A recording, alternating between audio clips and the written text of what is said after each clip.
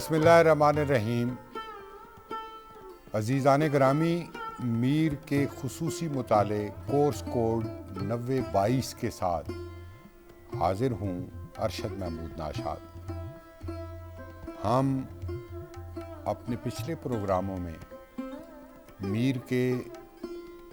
زمانے اور ان کے حالات حیات کے حوالے سے گفتگو کر چکے ہیں،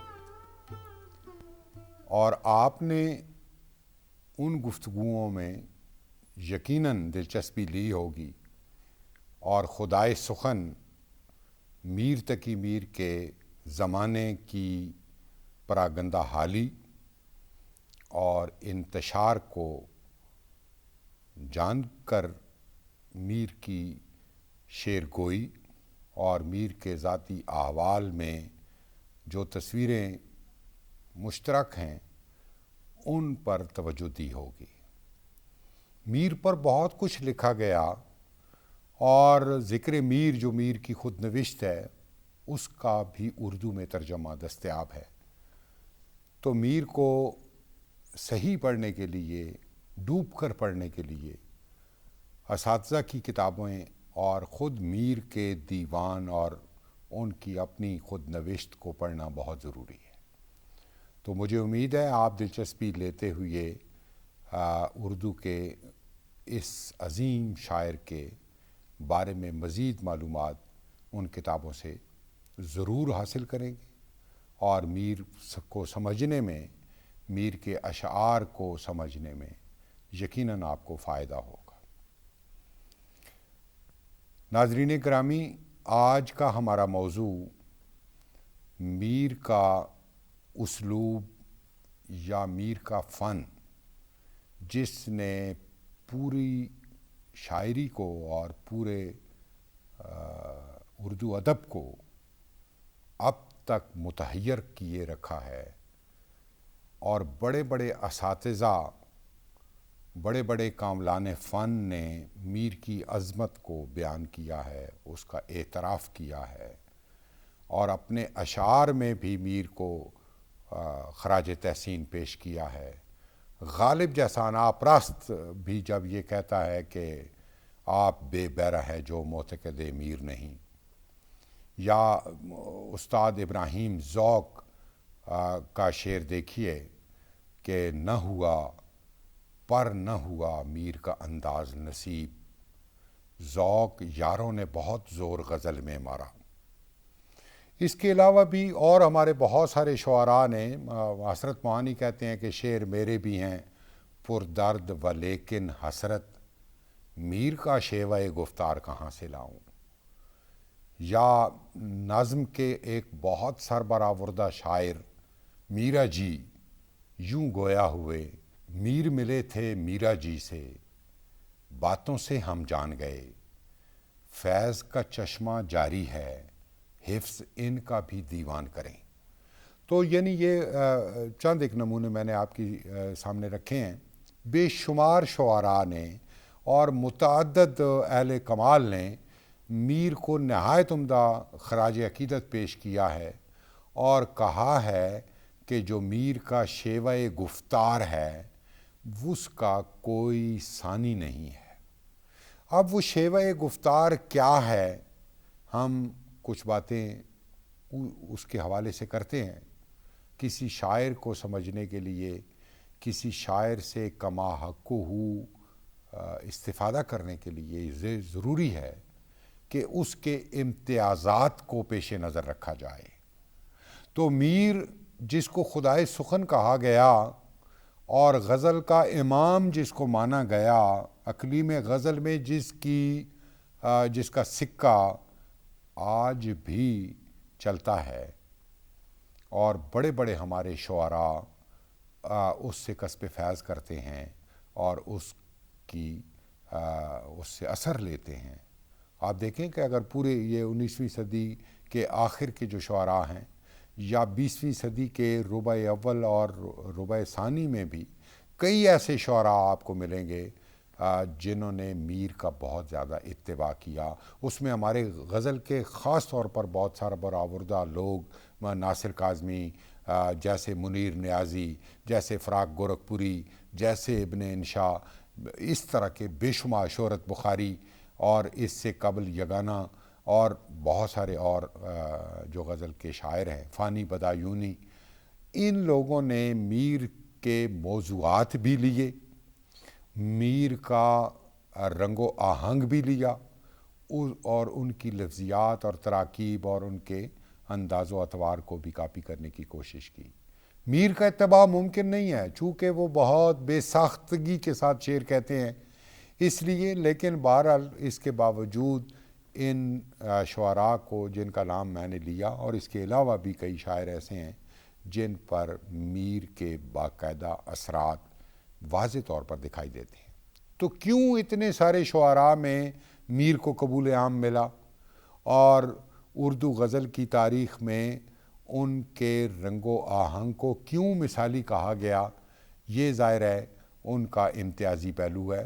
اور یہ جن چیزوں سے مل کر متشکل ہوتا ہے وہی چیزیں ہم اپنی گفتگو میں شامل کریں گے۔ سب سے پہلی بات یہ کہ میر نے جو زبان استعمال کی، وہ زبان روزمرہ کی زبان ہے، اس میں کوئی میر کا جو زمانہ آپ کے پیش نظر رہے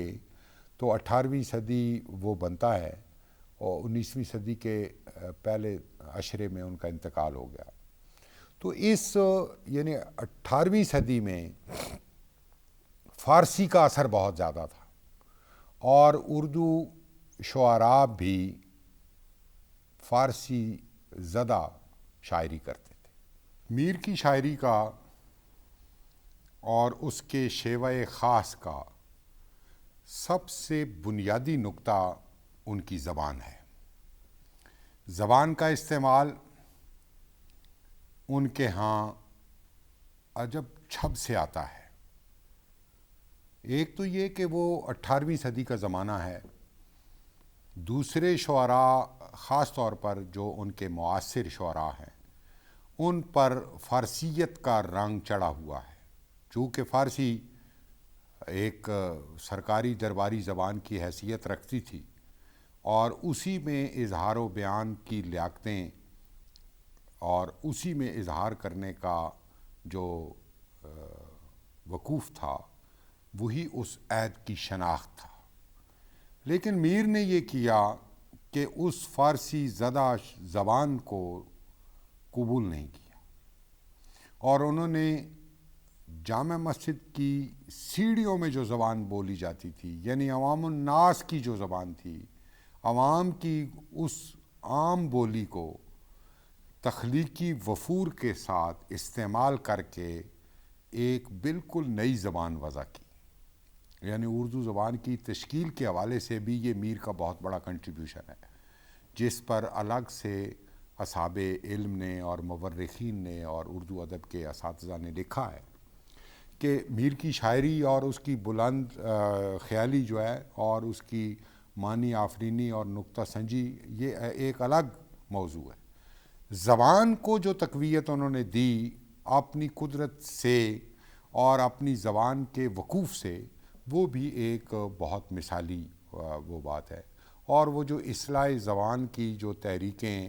مختلف ادوار میں سرگرم عمل رہیں، اس کی گویا بنیاد میر کے زمانے میں پڑی، اور اس کا ایک فعال رکن، ایک اہم ترین ممبر میر تھے، کیونکہ میر سے ذرا پہلے کا زمانہ آپ کے علم میں ہے کہ ایہام گوئی کا زمانہ ہے، اور ایہام گوئی میں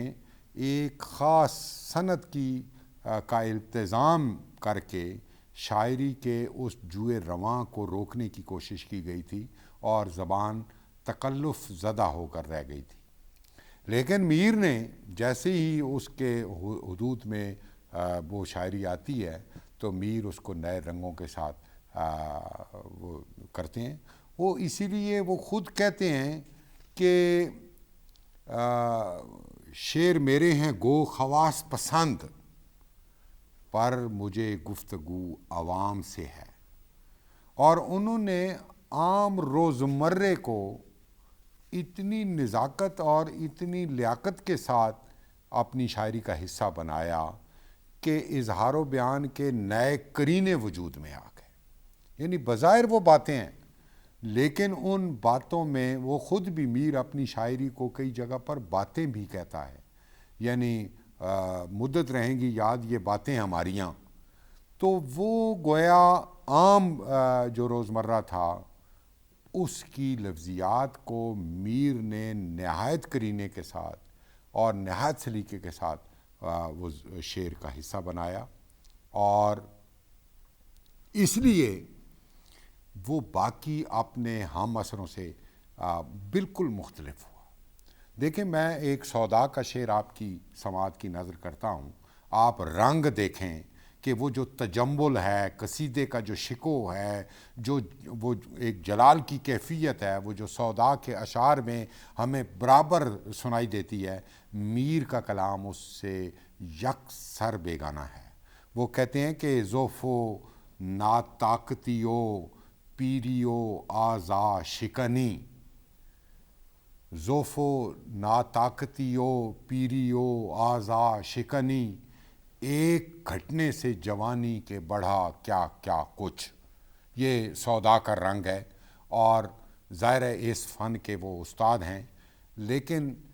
یہ وہ گھن گرج والی شاعری ہے جو دلوں کے دروازوں پر کم کم دستک دیتی ہے. میر کا شعر اپنے سادہ پیراہن کی وجہ سے قریب رگ جاں، جس کو محمد حسین آزاد کہتے ہیں کہ وہ نشتر کی طرح لگتا ہے، اسی لیے میر کے وہ 72 نشتر معروف ہوئے. اگرچہ یہ گمراہ کن وہ بات ہے، اور آئندہ ہم کسی پروگرام میں اس کی وضاحت کریں گے، لیکن میر کے کلام میں نشتریت جو موجود ہے، یعنی وہ تاثیر پہلے آتی ہے. میر کے اشعار کو سمجھے بغیر، اس کے معانی پر غور و فکر کیے بغیر،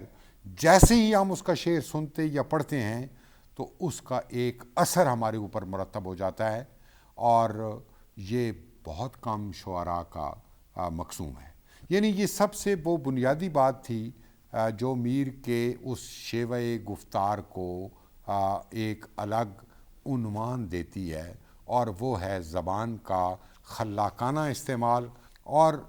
بالکل بے ساختہ فقیرانہ آئے صدا کر چلے، میاں خوش رہو ہم دعا کر چلیں. یعنی اس میں کوئی تکلف نہیں ہے، اور بہت سارے ان کی شاعری ایسی ہے جس میں کوئی آرائشی عنصر استعمال نہیں ہوا. یعنی کوئی تشبیہ، کوئی استعارہ، کوئی کنایا، کوئی اور اس طرح کے صنائع بدائع کی استعمال کے بغیر وہ آتے ہیں اور اپنا جادو جگاتے ہیں. یہ میر کے اس جو شیوہ خاص ہے، اس کا جو اسلوب ہے، اس کا جو لب و لہجہ ہے، اس میں یہ سب سے پہلا عنصر ہے جو غالب ہے اس کے باقی تمام اوصاف پر، کہ وہ زبان اتنی عمدہ ہے اور اس کو اتنے کرینے کے ساتھ بے نیازانہ زیست کرتا ہے. میر کا طور یاد ہے ہم کو. اب اس میں کوئی آپ دیکھیں کہ کوئی مشکل لفظ موجود نہیں، کوئی اس میں ترکیب سازی نہیں، اس میں کوئی تشبیہ اور استعارے کا دخل نہیں، لیکن شعر ایسا کہ جو پراپر دل پر اثر کرتا ہے، برابر آپ کے احساس کو ایک متحرک شکل عطا کر دیتا ہے. تو میر کے اس لب و لہجے کی تشکیل میں سب سے بڑا کمال ان کے اس زبان کے استعمال میں ہے. اس کے علاوہ انہوں نے زبان کے فنی کینوس کو تو وسیع کیا ہی، موضوعات کے دائرے کو بھی ایک نیا رنگ و آہنگ دیا. خاص طور پر ان کا جو تصور عشق ہے، ہم اس پر ایک الگ گفتگو کریں گے، اور جو ان کا تصور حسن ہے، اس نے بعض ایسی نادر کیفیتوں کو جنم دیا جو نہ اس سے پہلے کسی شاعر کے ہاں ہمیں دکھائی دیتی ہیں، اور نہ وہ اس کے بعد کسی شاعر کا مقسوم بنی. وہ یعنی ایک کیفیت میر کی تھی، اور میر نے حسن و عشق کے ان رنگوں کو جتنی مہارت اور چابک دستی کے ساتھ وہ پیش کیا، وہ پھر ان کے کلام کی غنائی کیفیات، یعنی یہ چونکہ الگ ایک موضوع ہے اور ہم انشاءاللہ اس کو کسی دوسرے پروگرام میں پیش کریں گے. تو سرِدست ہم جس نقطے پر اپنی یہ گفتگو ختم کرتے ہیں وہ یہی ہے کہ میر کی شاعری کا سب سے بڑا وصف اس کا زبان کا جو وقوف ہے اور زبان کا جو معجزانہ استعمال ہے. اس نے زبان وہ استعمال کی جو عام بول چال کی زبان تھی. عام بول چال کی زبان کے بارے میں ایک عام تصور یہ پایا جاتا ہے کہ یہ بڑے موضوعات کو یا بڑے مفاہیم کو ساتھ لے جانے کی سکت نہیں رکھتی, اظہار کا اس کے پاس وہ رنگ نہیں ہوتا. لیکن میر نے اس بات کو غلط ثابت کر دیا. اب آپ دیکھیں کہ ان کے جب بھی کوئی اشعار ہم پڑھتے ہیں اور وہ نہایت عمومی زبان میں وہ